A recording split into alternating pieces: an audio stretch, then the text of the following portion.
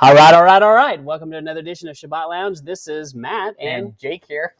And we want to remind you of a couple of things. First off, we want to say thank you for stopping by. And tuning in and giving us your valuable time. And I wanted to show you we have something new. It's actually something old, something borrowed.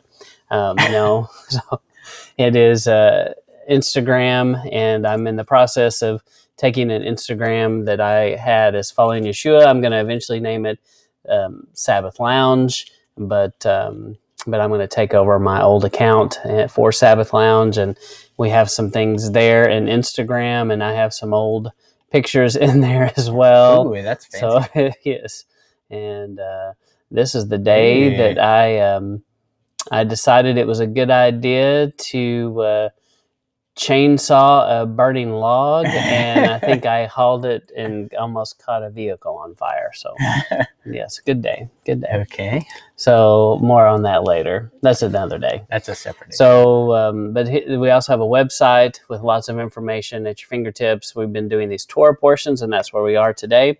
And if you click here, you will find these Torah portions are just a click away. So the weekly Torah portions all go here.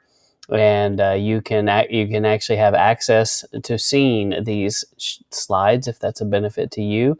We encourage you to share them, to use them, to steal any content you find there. This is really in a Torah approved manner. Yes. So, but anyway, we're going to talk to you today about another Torah portion. And so, Jake, what are we doing?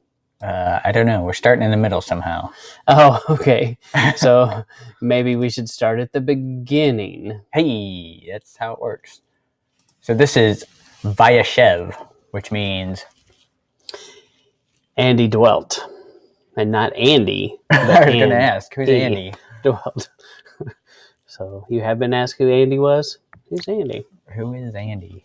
So you go to Genesis 37 to 40... verse 23 to find out who Andy was. Yes, who Andy was.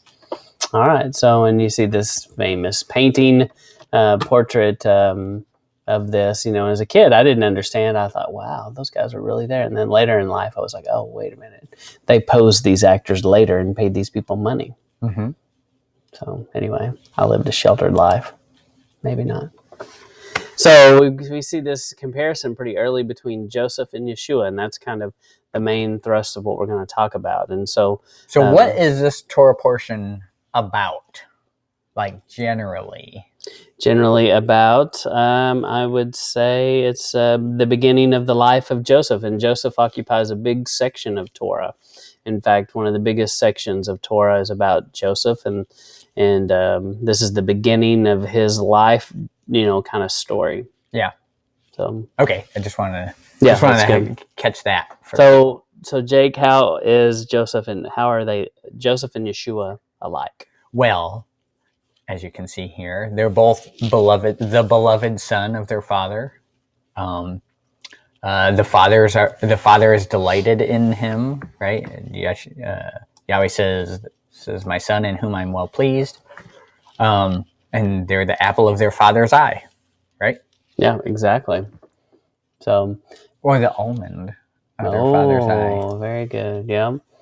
And so we found a lot of different comparisons, and one of them is they both foretell that one day they're going to rule. And so in Genesis 37:7, you've got this dream, and then in Matthew 26:64. It talks about you shall see the Son of Man sitting on the right hand of power coming in the clouds of heaven. So you've got this similarity. And what's the next one? Right. So then the next one is being accused of being a dreamer. Those dreamers with their heads in the clouds, right? So Joseph, right, is telling them about his dream, and the brothers are like, and they said to one another, behold, this dreamer comes. So he's like been accused of just being a dreamer. And then in Mark 3:21b, they said he is beside himself. And this is Yeshua has said something to them, and now they're they're like, "What's this guy is crazy? His head's in the clouds." So that one may not be exactly the same, but maybe it's close, but it's not maybe the exact same term. Yeah. And one thing that I wanted to point out here, just because it's with the talking about the sheaves and the dreams and stuff like that and the visions, is a lot of times I see. So what's the common understanding of Acts 10 and Peter's vision? That all foods are clean. Right, because the vision is that there's a sheet held by the four corners with all the animals in it, and Yahweh says, "Take and eat." Peter says, "Not so." We all know the story of Peter's vision. You can go read it. But that's always taken to mean, oh, see, they have all these unclean animals, and so he says, "Go and eat." We know how it turns out. The vision is explained later, not dealing with animals at all. But why don't we use that same... Do we use that same understanding? Oh, the vision was about clean and unclean animals because there were clean and unclean animals in the vision. Do we use that same logic when we look at Joseph's dreams or the dreams of the Pharaoh that he interprets? So if we did, would we be saying that the dream is really about how the wheat bows down, or the corn bows down to the other sheaves, or the cows eat the other cows? That's the point of the story. Right. Is that what you're thinking? Yeah. Yeah. But we don't do that in these other visions. We only do it with Peter's vision because it helps us, push a narrative. Yeah. So yeah. No, that's interesting. We kind of flip it. Yeah. Yeah. Anyway, that's kind of an aside from the actual point of this. No, but it's good. It's a good tie-in for sure. Okay, good. All right, and so next we see they're sent by their father to seek the brothers' welfare. So the father, Isaac, said, not Isaac, sorry, Jacob / Israel, says, "Go see whether it will be well with thy brethren." And so, go check out the brothers, see what they're doing, see what they're up to. And then Luke 20:13, "I'll send my beloved son." So right, and he's sending them to check on his children. The status. Right? Mm-hmm. They both went willingly and sought till he found them. So they were seeking until they found what they were seeking, right? Mm-hmm. So, and Joseph went after his brothers, and he found them. And then, as far as Yeshua, "Lo, I come to do thy will, O Elohim." He came unto his own. So he came to. So the first part is Hebrews 10, verse 9b, and then the second part, where he has come unto his own, meaning his brethren, is in John 1, verse 11. And then they are both rejected and condemned to die. So in Genesis 37:18, so you'll see a theme here. There's a lot of Genesis 37 here. Mm-hmm. They conspire against him to slay him. And then over in Luke and 19:14 and 23:21, "We will not have this man to reign over us." But they cried, saying, "Crucify him, crucify him." Right, the rejection and condemnation. Then they were both stripped of their clothes. They stripped Joseph out of his coat, his special fancy coat that was on him in Genesis 37:23. And talks about how they stripped him, being Yeshua, before he went up on the cross, on the Staros, in Matthew 27:28. And we also want to challenge you to research the coat of many colors. It may not have been the coat of many colors, as Dolly Parton once sang. Yeah.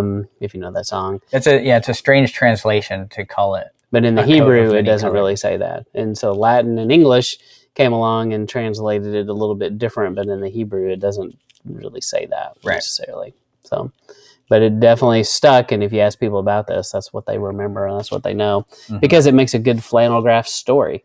We've got the little Joseph, and and a musical. Yes, it makes a good musical. Mm-hmm. Yeah. So they're thrown into a pit, alone and forsaken, and they took him and cast him into a pit in Genesis 37:24. And then in Matthew 12, we do know that Yeshua was in the grave for 3 days and 3 nights in the heart of the earth. Right. So So you've got a lot of interesting comparisons between the two. And then your turn. Yep. So both were sold for silver into the hands of the Gentiles.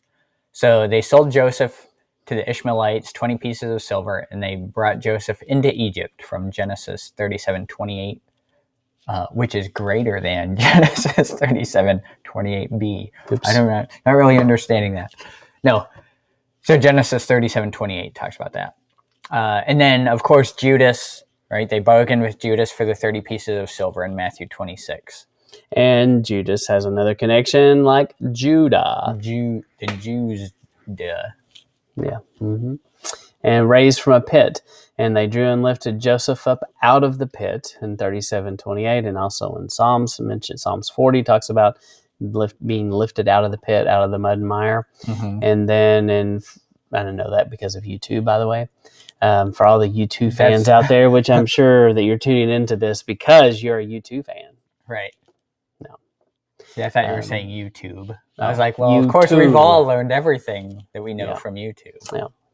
That's right. Lord. No. And so, and then 1 Corinthians 15:4, he rose again on the third day according to the scriptures. So this idea of rising from the pit, and nothing like the Batman character that crawls out of the pit. Nothing like that. So what was that? Batman something? I don't know. Dark Knight Rises. Yeah. I don't know where it was rising to, but it took him 3 hours to do it. All right. Little shout out to Pittsburgh Dad. So became a servant. So Joseph was brought down to Egypt, and he was in the house of his master, the Egyptian. Right. So, and we know that he served the Potiphar, and he served the Pharaoh, and was the right-hand man and everything. Did he play tennis? Yes. Okay. In Genesis 39, 1-2 is the tennis chapter. Yes. And then as far as Yeshua, I am among you as he that serves, right? And Luke 22:27, and he took upon him the form of a servant. And that's Philemon 2:7. So that's talking about the coming of Messiah, who he will be. He will be someone that acts as a servant. And also, he talks about being a servant at the Last Supper, as it's called, right? Mm-hmm. Washing of the feet and everything. Yeah. So everything he does and everything he did prospered. And the Lord made sure that all that he did prospered in his hand. Genesis 39:3b. And then in Isaiah 53:10, we see the pleasure of Yahweh shall prosper in his hand. So definitely everything both of them did, was blessed. Yeah. No, the resisting of temptation. Obviously, the temptation in this Torah portion is with Potiphar's wife. She's coming on to him, and he's having none of it. She's a she-devil. And so that's Genesis 39. Cougar. I don't know that I would go along with you on that. But I'm a little fuzzy on the actual definition of the word. Genesis 39, 7-12 talks about that. So go read about, what is this? This cougar that you're talking about? When an older woman pursues a younger man, because he was probably younger than her. But at this point, I don't know. They might have been the same age. And then for Yeshua, for such a high priest was fitting, who is holy, harmless, undefiled, separate from sinners. So that's in Hebrews 7.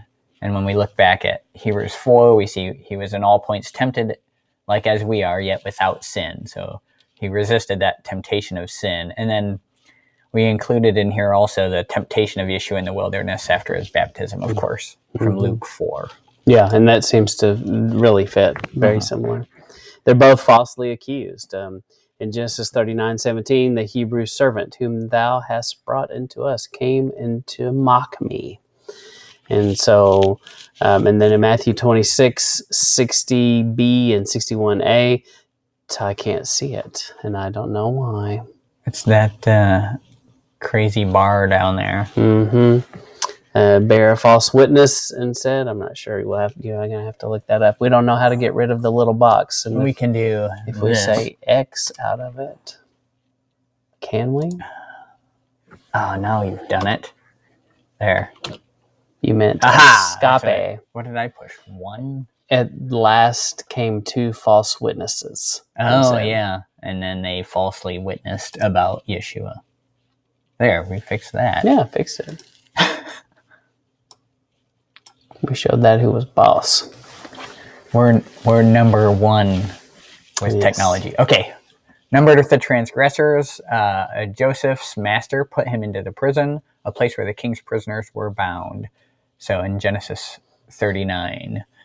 And then Yeshua, of course, there they crucified him and the malefactors, one on the right hand and one on the other. So he was numbered with the transgressors. He was put on the storehouse with the other people that had transgressed. Also, it says he was numbered with the transgressors when he's in the garden, and it's before he's in the garden. It's when he tells them to go buy a sword, sell what you have and go buy a sword. And then it says there, he was numbered with the transgressors. So it even uses the phrasing, numbered with the transgressors. Promised deliverance to a condemned man. So in Genesis 40:13, we see, yet within 3 days shall Pharaoh lift up thine head and restore thee. So, and then Luke 23:43b, as he's on the cross, he says, today you shall be with me in paradise. So deliverance, not the backwoods. Not the banjos. Yeah. Do you know any banjos? I hear paddle faster. I hear banjos playing. Yeah.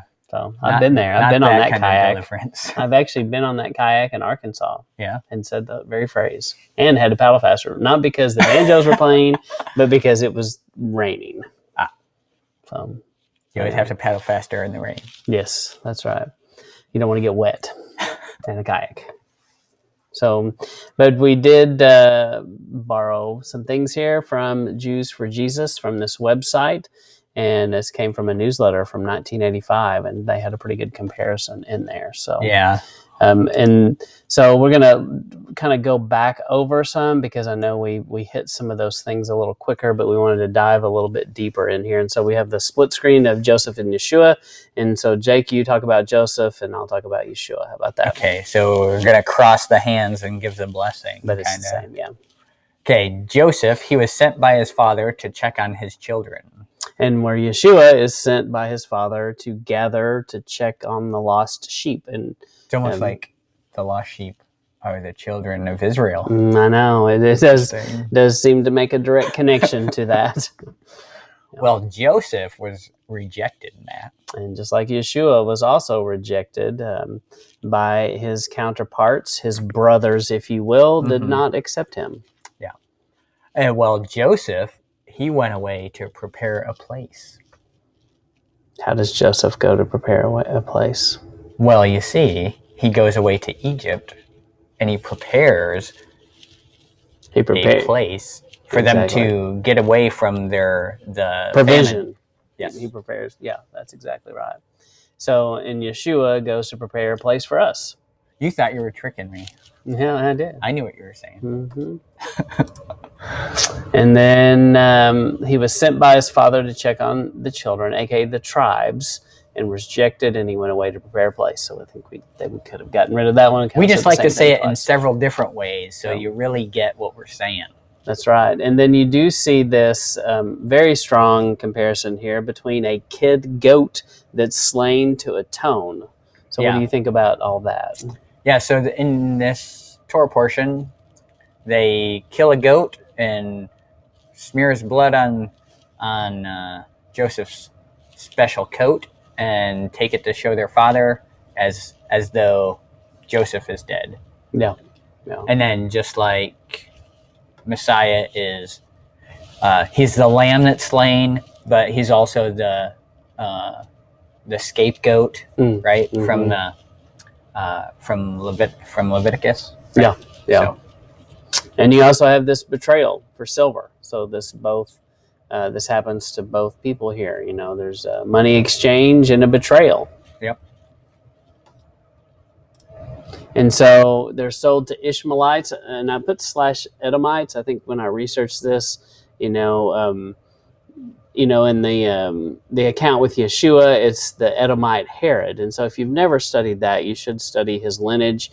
And I believe if you really study it out, you'll come to the conclusion that Herod was an Edomite, which is a descendant of Esau, and that he should have never been the high priest, and he had robbed that position. And John the Baptist was probably the legitimate high priest, and that has still been robbed even to this day. I believe that's unfortunately we still see many of the Edomite lineage that claim to be Jews, but they probably are Edomites in reality. Mm-hmm. So, but it is an interesting comparison of having been sold to the Gentiles, if you will. So, right. And I think that pretty much sums up. So, the talking Torah for Vayeshev, and he dwelt, for Genesis 37 through 40, verse 23. And so once again, we hope to pique your interest, and maybe there's some things that we said here that you haven't heard before that you want to go back and research and find out more and dive deeper. That's what we want to do, and that's what we pray, is that there are things here that make you go re-examine these stories and read your Bible and go back and look at the Torah, look at the text, study it, know what it says, and stop listening to all the men, even if it's us. Go back to the source. Right. So, and we thank you for stopping by and checking us out. Jake, any final thoughts? Any last words? Nope. That's it. Tune in next time for the continuation of Joseph's story. That's right. There will be more. Thank you. See you next time. Out.